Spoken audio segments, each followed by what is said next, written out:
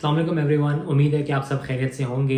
आज की video Victoria nomination के ऊपर या विक्टोरिया स्टेट के ऊपर होने लगी है, बिकॉज जब भी आप ऑस्ट्रेलिया को देखेंगे कि when there is no hope, तो विक्टोरिया वो वाहिद स्टेट है जो हर दफ़ा कोई ना कोई होप आप लोगों को देती है। मैं अगर बात करूँ आज से 1.5 से 2 साल पहले की, तो जिस वक्त लोग New South Wales, Tasmania, Perth या इन स्टेट्स में जा रहे थे, तो उस टाइम विक्टोरिया का था कि शायद जो है विक्टोरिया नॉमिनेशन नहीं देगा।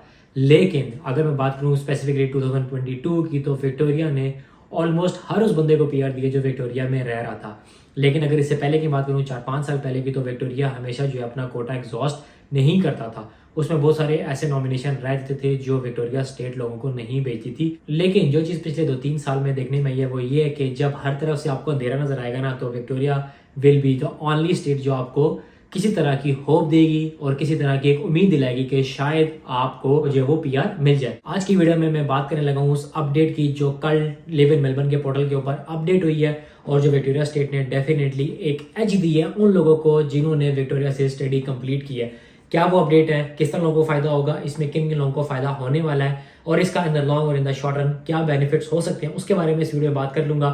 सबसे पहले तो आपको बता चलूं कि 19 सितंबर 2024 को अगर आप लिव इन मेलबर्न के पोर्टल पर जाएंगे तो सबसे ऊपर आपको जो है वो हेडलाइन नजर आएगी।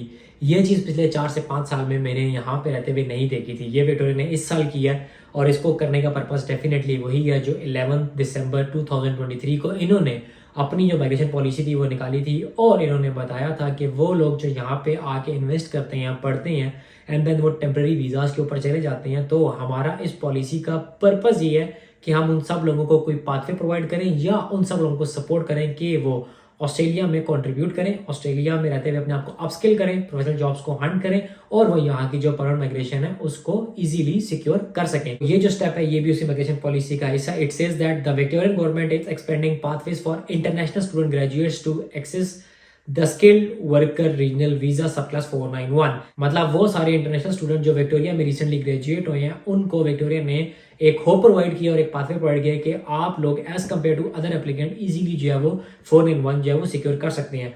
Key features of this initiative include in 2024 to 25 the Victorian government will reserve at least 500 subclass 491 visa nomination places. At least 25% of Victoria's allocation for international student graduates of Victorian educational institution. इसमें हर तरह का graduate आता है, चाहे उसने bachelor किया, चाहे masters किया, मास्टर बाय रिसर्च है, मास्टर बाय कोर्स वर्क किया, पीएचडी है। हर वो बंदा जिसने विक्टोरिया के इंस्टीट्यूट से ग्रेजुएशन ली है, तो आप जो है वो इस कैटेगरी में फॉल करते हैं। Graduates currently living and working in Melbourne will also now be able to submit a registration of interest for सब class 491 visa nomination, creating a pathway to relocate to regional Victoria. मैं कहूंगा कि ये वो की point है जो definitely एक होप दे रहा है उन सब लोगों को जो रिसेंटली यहाँ पे ग्रेजुएट हुए हैं और उनको किसी तरह की उम्मीद नहीं थी कि शायद जो है विक्टोरिया में हमें जो पीआर नहीं मिलेगी, और वो प्लान कर रहे थे कि हम जो है वेस्ट ऑस्ट्रेलिया चले जाते हैं, तस्मानिया चले जाते हैं। मेरे ग्रुप में अगर बात करूँ तो बहुत सारे लोग हैं जो रिलोकेट हो चुके हैं, कुछ लोग तस्मानिया गए हैं, कुछ पर्थ गए हैं। डेफिनेटली पर्पस यही है सबका कि वीज़ा एक्सपायर होने वाला है, तो उससे पहले जो अपनी पीआर हैं वो सॉर्ट आउट कर लें। लेकिन ये जो पॉइंट है कहता है कि अगर आप विक्टोरिया के किसी भी एजुकेशनल इंस्टीट्यूट के ग्रेजुएट हैं तो आप मेलबर्न में रहते हुए 4-in-1 अप्लाई कर सकते हैं, जबकि अगर आप विक्टोरियन एजुकेशन इंस्टीट्यूशन के ग्रेजुएट नहीं है तो आपको रीजनल विक्टोरिया में रहना पड़ता है to be eligible to apply for सब क्लास 491। इसके साथ साथ इन्होंने जो चेंजिंग की है, कौन अप्लाई कर सकता है 491 और क्या वो चेंजेस, उसके बारे में बात करना चाहूंगा। To be eligible to apply for skilled regional worker visa 491, you must be one of the following: living offshore, जो सारे लोग ऑफशोर है डेफिनेटली वो पहले भी कंसिडर किए जा रहे थे, अब भी कंसिडर किए जाएंगे। Onshore recent Victorian graduate in Melbourne, मतलब ये वो पॉइंट है डेफिनेटली जो होप देता है उन सब इंटरनेशनल स्टूडेंट्स को कि जिन्होंने रिसेंटली अपनी ग्रेजुएशन कंप्लीट की है कि आपको पीआर आने का चांस ज़्यादा है। 25% विक्टोरिया ने जो है अपना जो नॉमिनेशन कोटा है वो एलोकेट कर दिया इस कैटेगरी को। ये टेक्निकली सपोर्ट कर रहे हैं एजुकेशन सिस्टम को, क्योंकि जो रिसेंटली आप लोगों को न्यूज़ आ रही होगी कि कैपिंग की जा रही है स्टूडेंट वीज़ाज के ऊपर, और जो है वो लिमिट किया जा रहा है स्टूडेंट्स को कि वो कम से कम क्वांटिटी में या लिमिटेड क्वांटिटी में ऑस्ट्रेलिया, तो विक्टोरिया ये कोशिश कर रहा है कि उस फिगर में से भी मैक्सिमम लोगों को अट्रैक्ट करे। सो ये वो इनिशिएटिव है जिसके थ्रू लोगों को एक होप मिल रही है कि अगर हम विक्टोरिया के ग्रेजुएट होंगे तो डेफिनेटली हम मेलबर्न में रहते हुए भी हम 4-in-1 के लिए एलिजिबल हो सकते हैं। Third point is on show recent Victorian graduate in regional Victoria. अगर आप रीजनल में रह रहे हैं तो डेफिनेटली आप पहले भी एलिजिबल थे और आप अभी भी एलिजिबल होंगे। ऑन शोर and hold another temporary residence visa while living and working in regional Victoria. 4 points है ना, उसमें से 2 पॉइंट रीजनल विक्टोरिया के, एक ऑफशोर का, लेकिन एक जो पॉइंट है वो उन लोगों का जो मेलबर्न में रह रहे हैं और वो सिर्फ इंटरनेशनल स्टूडेंट्स हैं। अब अगर इसकी मैं फर्दर रिक्वायरमेंट्स की बात करूँ तो उसमें वो कहा है कि आपके रीजनल इंटरेस्ट सबमिट होने चाहिए, कॉम्पिटेंट इंग्लिश मिनिमम होनी चाहिए, स्किल असेसमेंट होनी चाहिए, be committed to living and working in regional Victoria होना चाहिए। लेकिन जिस चीज़ के ऊपर मैं अगेन फोकस करना चाहूँगा वो उन सब लोगों के बारे में जो रिसेंटली मेलबर्न में ग्रेजुएट हुए हैं। If you are recent graduate from a Victorian education institution and hold a student visa और temporary graduate 485 visa, you are eligible to apply for Victorian nomination for the skilled work regional visa 491. All information provided in your current ROI includes your current visa type must be up to date. Residence की requirement अगर मैं बात करूँ तो कहते हैं कि you can be living in Melbourne and can be eligible for Victorian nomination. Once you are granted the surplus 491, you will be required to relocate to regional Victoria. मतलब आप मेलबर्न में रहते हुए 491 का इनवाइट ले सकते हैं। जब आपको इनवाइट आएगा, वीजा ग्रांट होगा, उसके बाद आपको जाके जो है वो रीजनल विक्टोरिया में रह के अपनी 3 साल की लिमिट पूरी करनी है।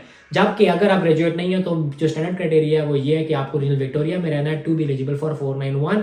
और जब आपको नॉमिनेशन आता है, जब तक ग्रांट नहीं आता तब तक भी आपको जो है वो रीजनल विक्टोरिया में रीजनल एरियाज में रहना पड़ता है। लेकिन ये एग्जाम्पशन सिर्फ और सिर्फ रिसेंट ग्रेजुएट्स के लिए है। एक और जो कंडीशन उन्होंने एग्जाम की इंटरनेशनल स्टूडेंट्स के लिए वो उन्होंने किया कि recent graduates from a Victorian education institution are exempt from the regional employment requirement if you are not working in non-skilled employment or working for an employer who is not physically located in regional Victoria, please enter 0 for the estimated annual earnings in your ROI।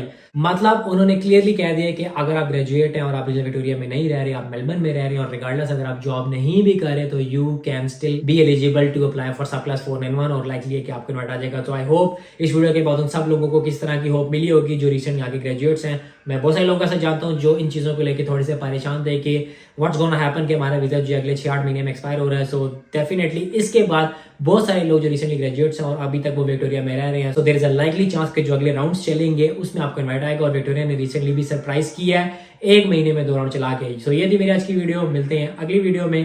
Till then take care, Allah Hafiz.